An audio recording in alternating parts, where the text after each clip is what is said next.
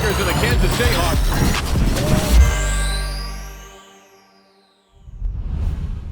Welcome, everybody, to the Border War podcast on the Kansas City Sports Network. We're presented by 360 Vodka, another edition of the Border War podcast. Happy to be joined by my partner in crime, Jeff Hawkins. I'm Jarrett Sutton.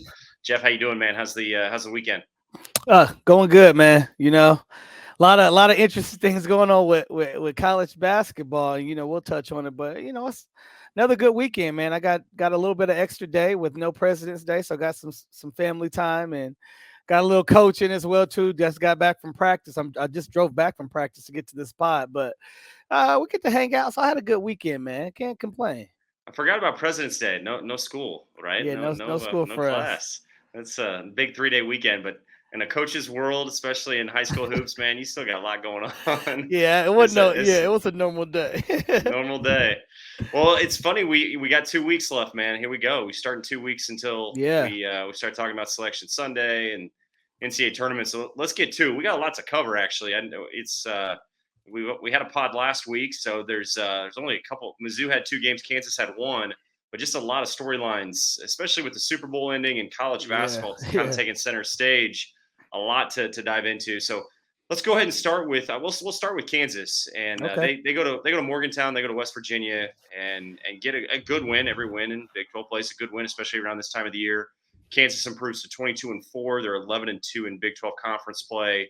Jayhawks led for more than 35 minutes in this game, outscored West Virginia 40-12 in the paint, just dominated the paint. That's a great sign. And they won the rebounding battle as well. They were plus 17 on the glass. So really good performance. West Virginia got close around the 13-minute mark of the second half, and then Kansas put the foot on the gas and went away with a double-digit win. Good win for Kansas. Ochai Agbaji plays really well. He was Big 12 Player of the Week. But David McCormick, a double-double, really good. Christian Brown, Jalen Wilson. It seems like Kansas' top guys played really, really well in that Morgantown win in West Virginia. Yeah, and you know, any win that you can get in Morgantown, you know, I never had the experience to play there, but I just know the type of coach that Bobby Huggins has. I've followed Bobby Huggins throughout my whole career, and I just know the level of play that his players normally play up to. So obviously, if you can get a win there, and he's created a great atmosphere there at West Virginia, so it's always tough for the Jayhawks to play there. But yeah, like you said, man. They played great. They in some stretches, it got a little scary. Just when you talk about from a standpoint, making sure that you can kind of close out, whether it's close out a half the right way or just close out the game.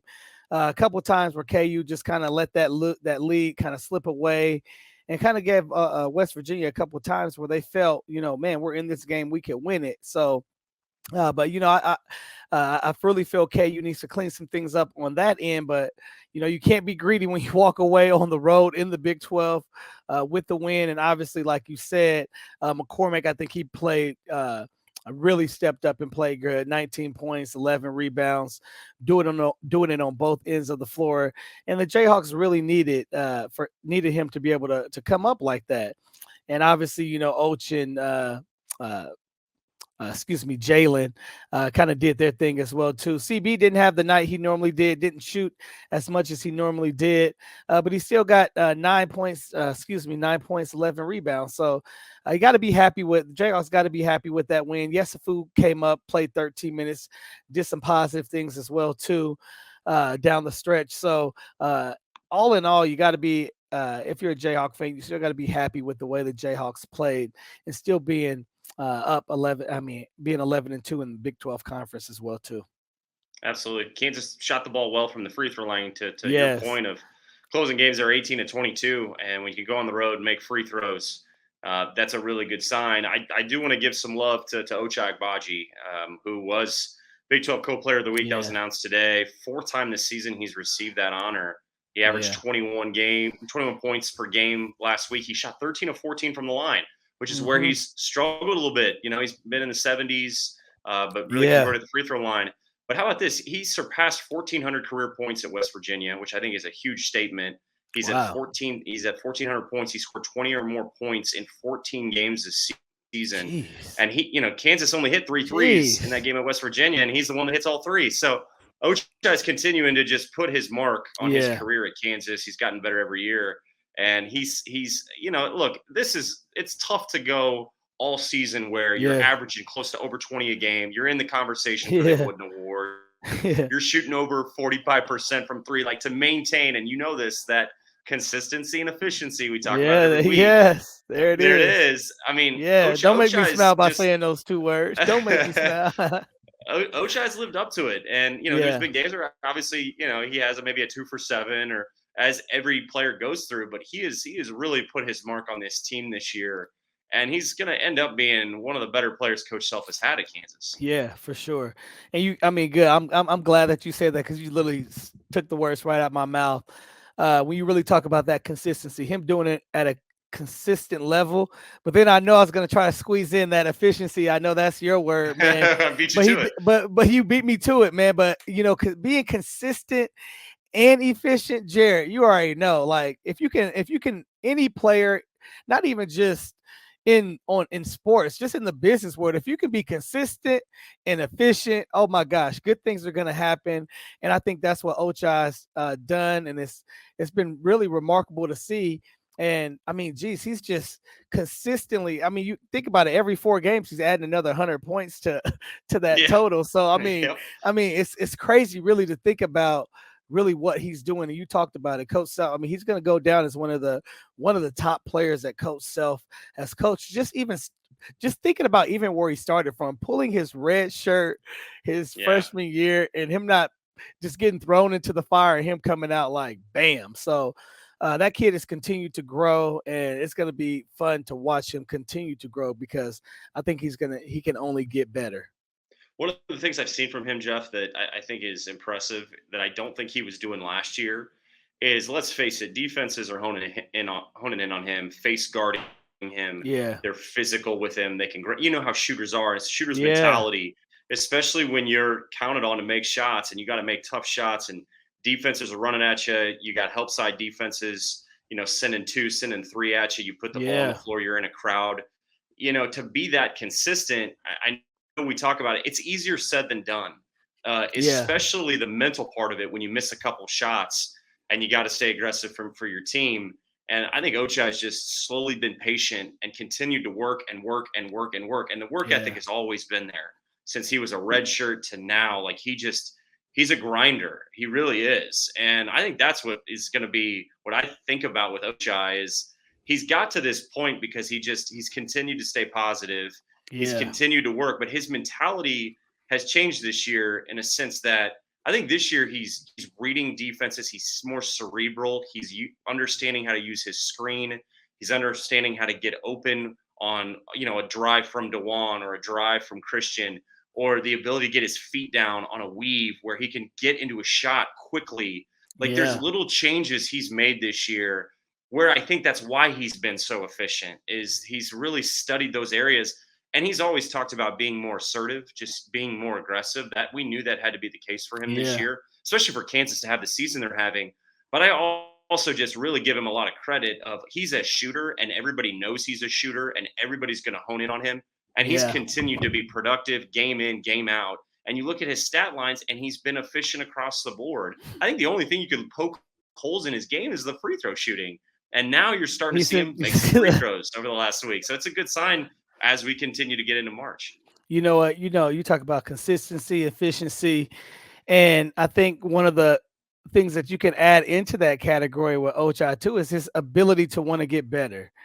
And he does that at a high level. I mean, you take that, you this is a kid that you show him a weakness in his game, and this is kind of the Coach Self mindset. I talk to my players about this, trying to turn a negative into a positive. Ochai is the prime example of that. He will take his weaknesses, what he can't do, what he needs to learn. And I think really this summer, getting a little taste of the NBA and getting some feedback from an evaluation standpoint, he took those evaluations and he went and worked on it. Most people, they just go get the evaluations and they continue to play the way that they normally have played. Ochai is showing that he is willing to listen, allow people to criticize his weaknesses. And then not only take that, really look yourself in the mirror and say, well, these are my weaknesses. I'm going to turn these weaknesses into my strengths. And you can see a guy like that is just untouchable because there's nothing you can do. If he has a weakness, you know he's doing something to work on it. And guys like that are tough to stop. And those are guys that you want in your program. I love what he's added to his game too. I talked a little bit about shot selection. Like I think he's studied himself and watched film, and self-awareness is critical in a player's development, right? It can't just be a coach nagging on you. You have to be honest with yourself. And I like how he's like, there's moments where he's added a shot fake that is really, I think he can get defenders off balance. Another thing is he can get to his spots in terms of he's pulling up in a mid-range.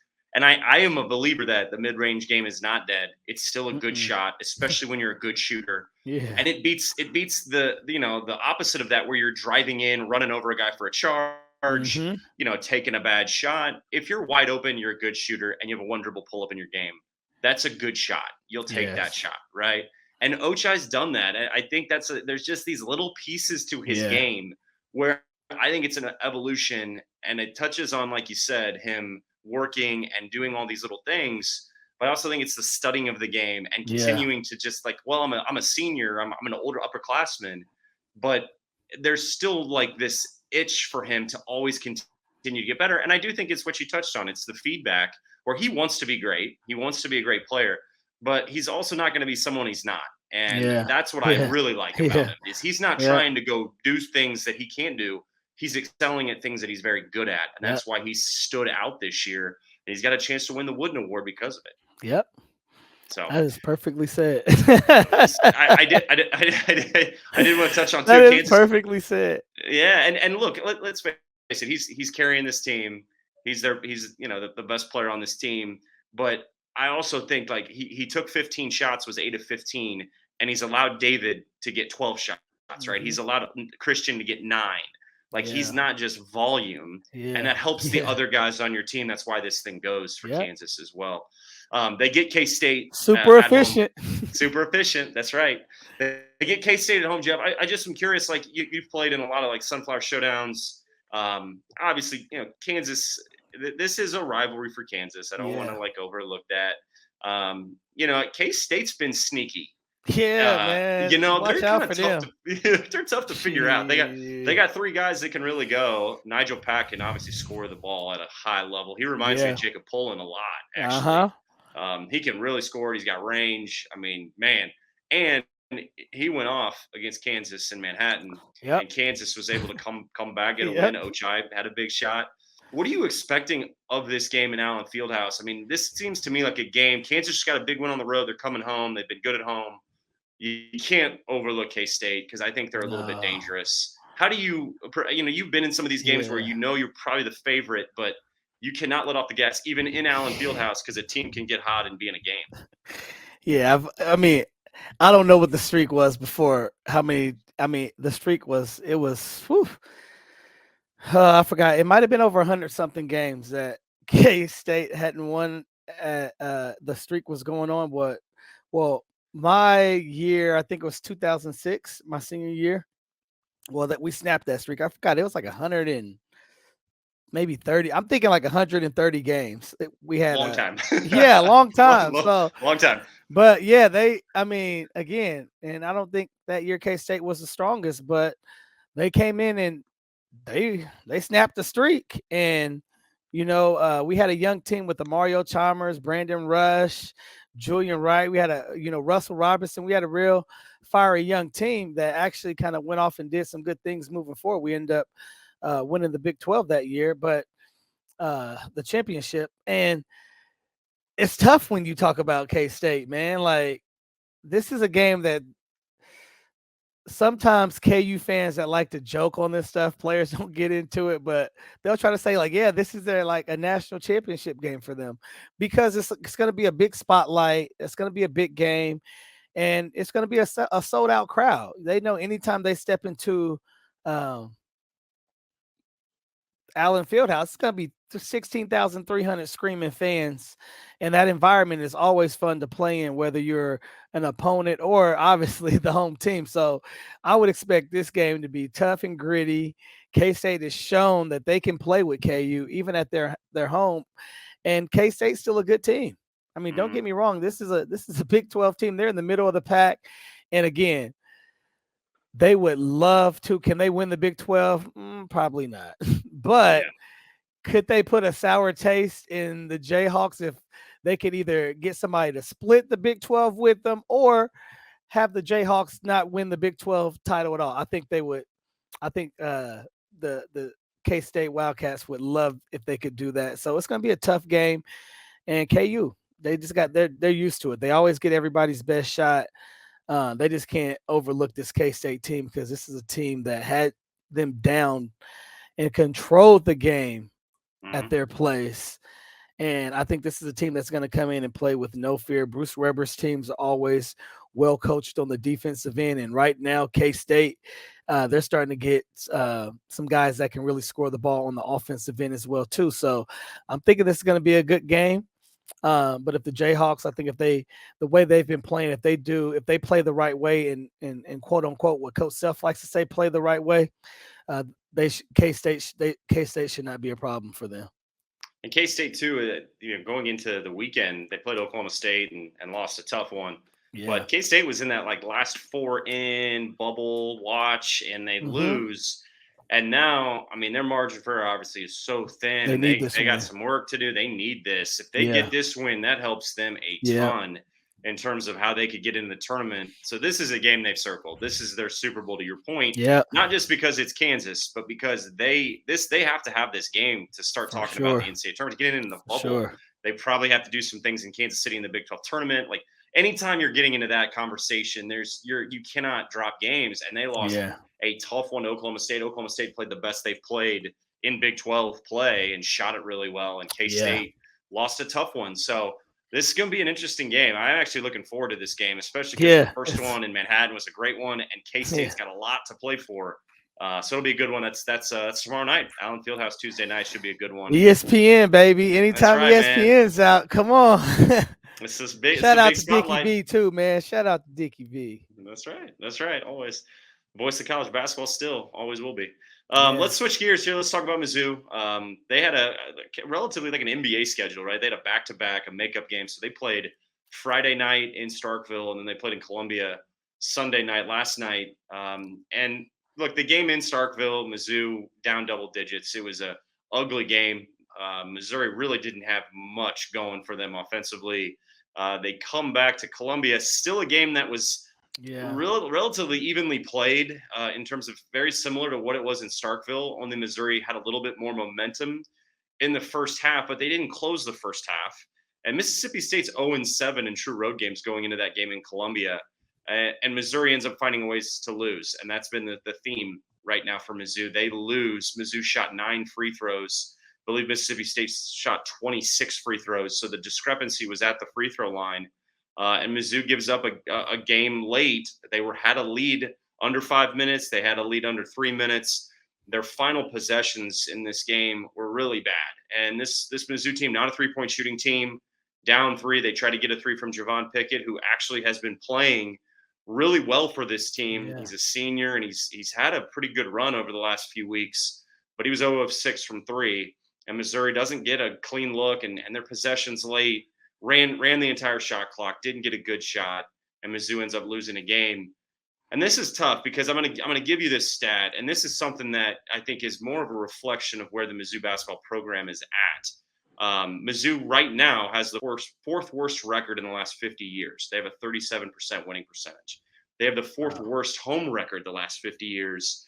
And the 3 teams that have the worst top 3 records in the last 50 years were the Kim Anderson years. Kim had 3 teams that had the worst records in the last 50 years. So you're talking in the 4 out of the last 10 years, you're talking the worst record in Mizzou basketball history. And that's tough pill to swallow for Mizzou fans. Yeah, Mizzou now 7 games under 500. They have really, really struggled in terms of closing games out, and they've been in games. We've talked about that. but an ugly night for Mizzou last night to lose the game they probably should have won. And then to lose back-to-back games. And I only think there's one really winnable game for Mizzou, and that's Georgia at home. Now, they do get Tennessee at home, and that could be an upset. I mean, Mizzou is capable of knocking off a team. We've talked about that, Jeff. Like they're tough. They'll be in games. They do not have enough talent. They do not have enough firepower. But if you're in a game at home late in league play, you got a chance. You got a chance. So I'm curious to see what they do against Tennessee. I hope they can beat Georgia because I do think it would be good for them to end the year on a high note, because losing last night was just more of the same for the fan base. And there's a lot of apathy that is set in. There's a lot of chatter out there of where's this program going, right? What's next for this program when we've now had, the fourth worst season record-wise in the last 50 years. That's a really tough thing to say. And I hate it for Conzo Martin. I hate it for the players. That's not what they wanted. That's not what they envisioned the season being. But it is what it is. And there's a lot to look at right now in terms of where this program's at with 4 games to go. And right now staring at possibly 10 games under 500 in terms of where they're going to finish. That's going to be really a disappointment, and a lot of questions are going to be out there for Mizzou moving forward of what's the next play right now for the Mizzou basketball program and where they're trying to go. Yeah, that's a tough one. I know Mizzou fans, the players, they're trying to figure it out. That's a tough one, but you know what? That's kind of when it's really the players, no matter. The players, I just always got to feel like they always got to stick together and try to take up as much ownership as they can. And you got 4 games. You got 4 games left. Still one. Try to, like you said, try to steal one. I mean, try to go 2-2 if you can. Try to steal one. Or if you're gonna, like I said, if you're gonna lose all 4, just compete. Just compete, no matter what it is. If it's, man, we didn't execute down the stretch, whatnot. You know what? Let's just, as players, let's just make sure we give ourselves a chance. And if the chips don't fall on this, we didn't execute down the stretch. To me, I think that when a team really doesn't execute down the stretch, sometimes it might fall on the coaches a majority of the time. But players, just give yourselves a chance and go out there and play hard and finish the season strong. I think that's where their focus needs to be right now, because they still have 4 games left. Postseason hopes, those aren't hopeful, but why would you want to, the way I see it is like, you got 4 games. Why would you not want to give it your all in those 4 games, which to me is going to be momentum for coming into the next season. How you finish is also going to give you momentum to how you're going to start next season. At least that's kind of the mindset I would approach it. So go out with a bang, because you might surprise yourself. You might just go out and win 3 of the 4. Who knows? Yep. Who knows what can happen? But if you attack it from a defeated mindset before you give yourselves a chance, then you just can't really expect anything great to happen.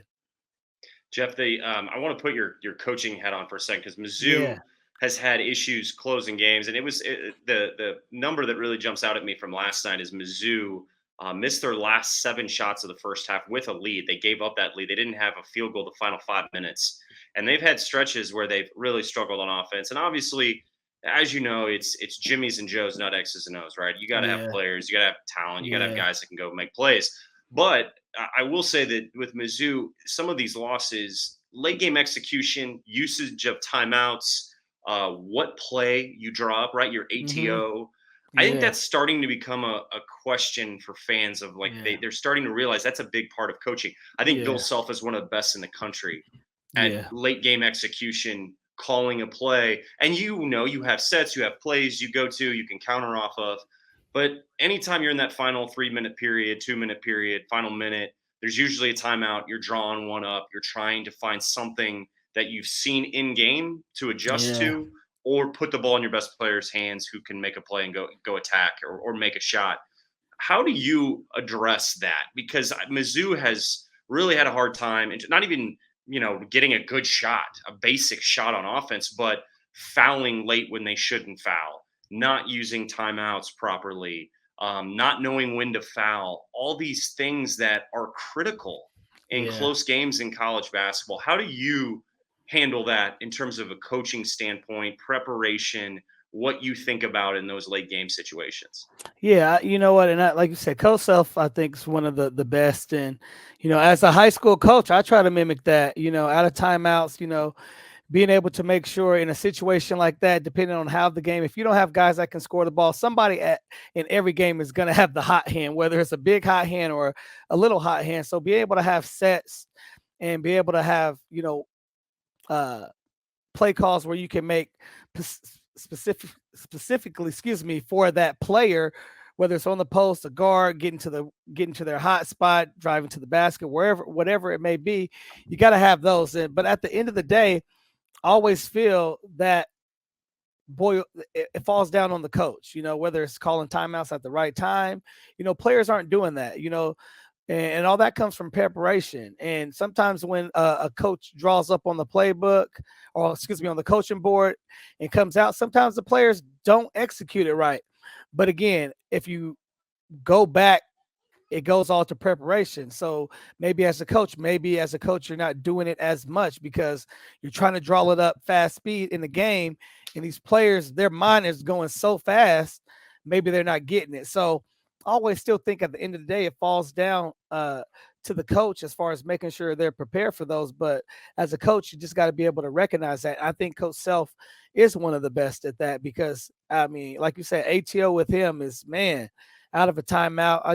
But just playing for him, I just always knew out of a timeout, like, we're good. Like, you have nothing to worry about. And I've also played, for coaches where out of a timeout, it's just like, man, let's hope we're praying this works. So I just think you just got to, like you said, prepare and repetition, man. Prepare and repetition helps get those situations and recognizing. Also, I think it lots to be said too. We used to do this in practice with Coach Anderson, with Mike Anderson when I was in college, and when we would scrimmage, you get up and down in those like first fall practices. You're weeks from games, and you're sick of doing drills, and you're through that phase, and then it's like, let's get a scrimmage in. Let's try to mix this up. Whatever. They bring officials. I think that was a good time for the coaches and players too to get, like, we would call timeouts and we would simulate in practice. That's funny. And I think I think that's good for young coaches and coaches to like put themselves in those positions in practice with those players. And I think you can learn a lot. All right, who are my guys that are going to execute play? Who are the guys that are listening that are going to be able to execute? That's a big part of it. You bring up a great point. You can't have guys on the floor that aren't going to know what to do.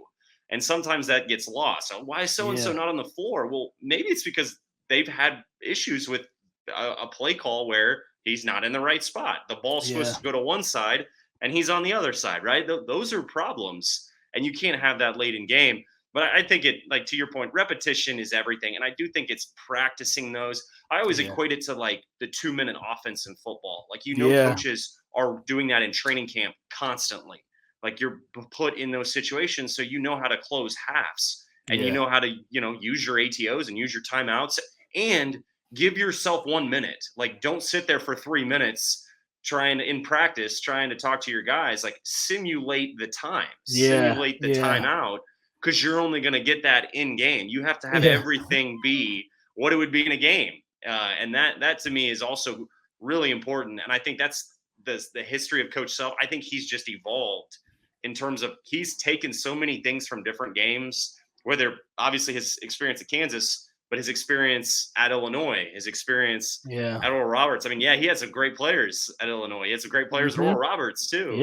And Tulsa, like he had guys that were able to execute. And I just think you take all those things with you as a coach, where I would always love to just break it down with Coach Self sometime of like, okay, you called this play. Where did you get this play? Where did you draw this up from? Was this 20 years ago? Was this 5 years ago? Did you get this? And sometimes coaches steal from other coaches too. No, that's always going on too. All the time.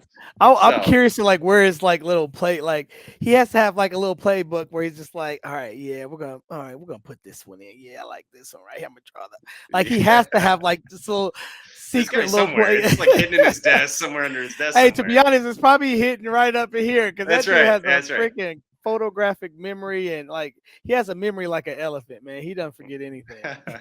We had a coach, Casey Hills, who's an assistant on our staff in New Orleans. I was with him in Santa Cruz when he was the head coach of the G League Warriors, and I will never forget on like plane rides, at dinners, he would just get a napkin out and he would just draw. I mean, it was like he was thinking something and he had to get it down. Like it was so fascinating to watch him because he would think it, but he had to write it. Like he had to draw it out, and he would get he would get tissue paper, he would get a napkin.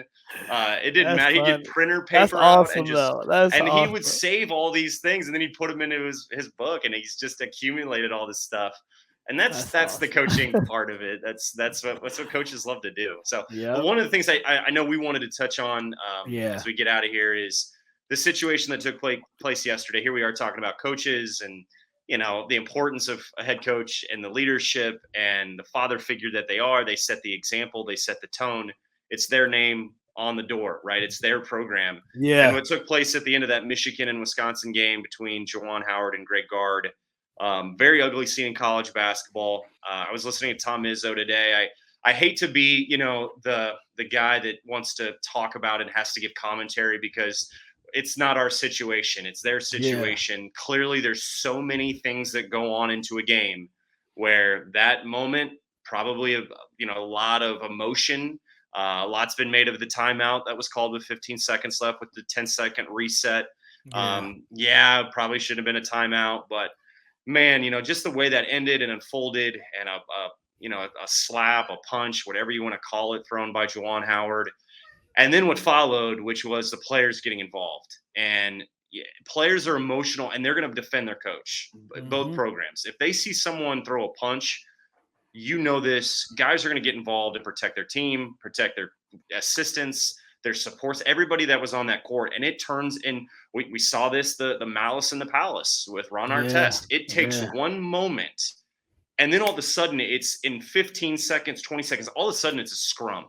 And it's ugly, and it's a bad scene for, you know, young kids who watch college basketball like we did when we were kids, you know, that look up to players and coaches. And I know there's been a lot made in the media and the general public, but for me, I will say that the one thing that bothered me yesterday was the commentary from certain people, and it's probably media, of saying we should get rid of the handshake line. You know, it's too much emotion. And I disagree with that. I think in victory and defeat, sportsmanship is bigger than competition, and you got to be able to walk across the aisle and shake the hand of your opponent, whether you win or lose, and carry yourself with class and dignity. And that's what I want in a head coach. And I love Juwan Howard, by the way. He's a wonderful man. He's smart. He's a terrific coach. Greg Gard has done an incredible job at Wisconsin as well. Had big shoes to fill when he took the job at Wisconsin, and both those coaches have done a great job. I felt bad for both of them yesterday, because I just thought, man, that's I don't care who's at fault. It doesn't matter. Both programs and both schools had to give public releases. University presidents are involved. ADs are involved. And it just wasn't a good look for college basketball. So I'll let you're a coach. You've been in competition. You've been in those moments too, where it's, hey man, a bad call, something happens. There's a physical moment in a game. We saw this with the Kansas and Kansas State game a couple years ago with Silvio De Sousa. You know, those things happen. You hate to see them happen. They're a part of the game that you wish you wouldn't see them. But for a coach to be involved like that was a really disappointing thing to see.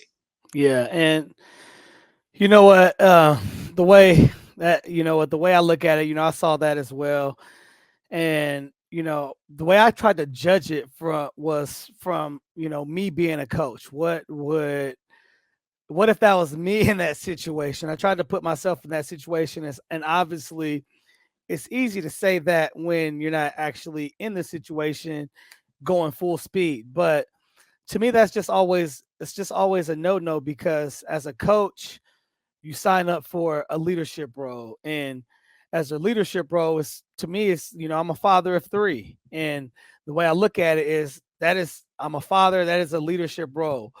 What I do, it pretty much I know all three of my kids are watching, and if I'm doing good things, probably going to inspire them to do good things. If I'm doing bad things, it's probably going to inspire them to do bad things as well too. Hopefully, they'll be smarter than me and say, "I don't want to do bad things. Don't do that." But most likely, the apple doesn't fall far from the tree, especially when you're in those leadership roles. So, for me, it was when I saw, Coach Howard. I thought he opened his hand up and hit him across the face. I don't think it was a punch. Right. But just seeing that when seeing two coaches, I don't care if it's at the youth level, NBA, like seeing two coaches fight or have an argument like that, or that could have turned into a fight, which it did. Luckily not between the two coaches throwing fists, but again, the players. Yeah. The players saw that. And if me being a player, I'm not going to lie, me being a player, if that would have happened under Coach Self or Coach Williams, I was blessed to play under both of them, and they would have done that, I would have, and if they would have done that to another coach or another coach probably would have done that to them, I would have been in defensive mode, like, well, my coach just hit you, so watch out. Now I got to protect him. Or it would have been like, oh, you just hit my coach. Now I want to protect you. So you, as a leader, you never want to put yourself in a situation like that in front of your kids because you're in a leadership role. Like, shake hands, say what you want, even argue, point fingers at each other, because the whole rule in basketball was nobody's ever going to fight. All these tough guys think it's going to be a fight in basketball. What happens? Everybody breaks them up. So as coaches, if you want to, I think it was a petty for calling a timeout like that. Yes, I do. Yeah. But the timeout was made. That's when you have to show, who are you as a coach? To me, the biggest quote is the measure of who you are is how you respond when things don't go your way. All right, that's not going your way right now. You don't like the call he made. Well, show your players that you can stand up and be bigger than what call they just made, whether it's you thought it was disrespectful or not. Show your players that you can still go through the shakeup line. And as a coach, you can still, if you wanted to say what you had to say, do that. Okay, we all understand. But once you start putting your hands on another coach, it goes bad. But again, I do feel Coach Gart, he had no point. I think to me, it looked like Juwan Howard was trying to, he said what he had to say. He was just going to give him a quick walkthrough without eye contact.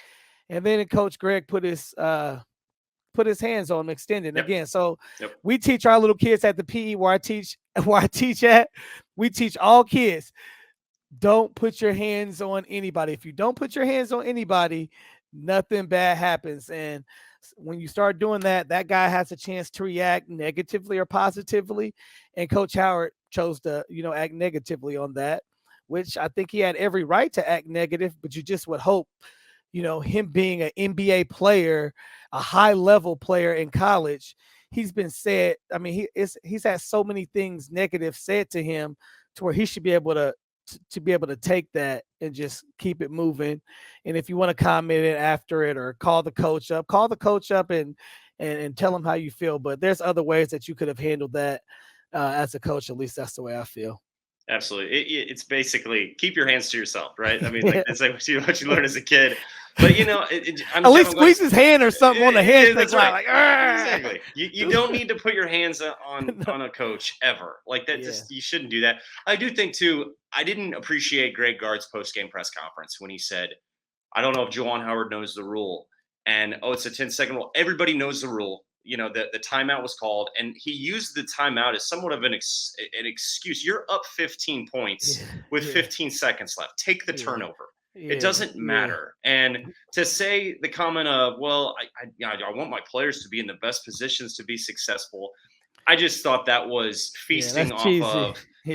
I just thought it was a line that just did not make him look good because he should not have called that timeout. But end of the day, Michigan was a top 10 ranked team to start the year. They have had a tough year.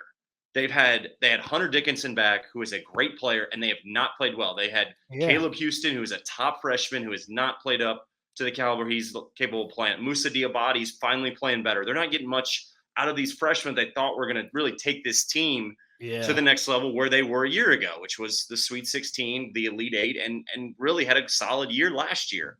That's been a frustration for Juwan Howard, and it felt like they needed to win that game in Madison yesterday. That would have helped them to get into the tournament.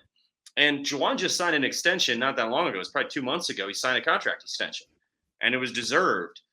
You cannot put – you can't – I know that he did get touched first. That's true. Yeah, he did. But you still can't. But he was – you can't let go of the rope there. You cannot let your emotions – and Juwan is a dude. Get him behind the locker room or something, dude. I mean, dang, with no cameras. I will never. I mean, this is a true story. When I was in college, we beat Marquette in the NCAA tournament in overtime, and it was the game where JT Tiller gets fouled, hurts his wrist, has to come out of the game, and it was the rule change after that, where Kim English went to the free throw line, made 2 free throws, we win the game, and we going through the handshake line. Buzz Williams says something to JT Tiller that I can't say on this podcast. We all heard it. And we went back in the tunnel, and we were in our locker room for a solid 15 minutes after the win that sent us to the Sweet 16, and our coaches were waiting outside the Marquette locker room.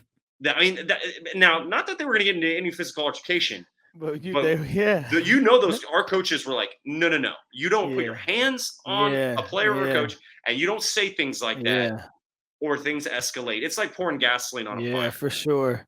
Especially with a bunch of competitors and in a moment of an NCAA tournament game and a down to the wire, and it's a controversial call / there was a comment made from Buzz Williams that JT wasn't hurt. Well, he was hurt. He tore ligaments in his wrist. He couldn't even move his hand.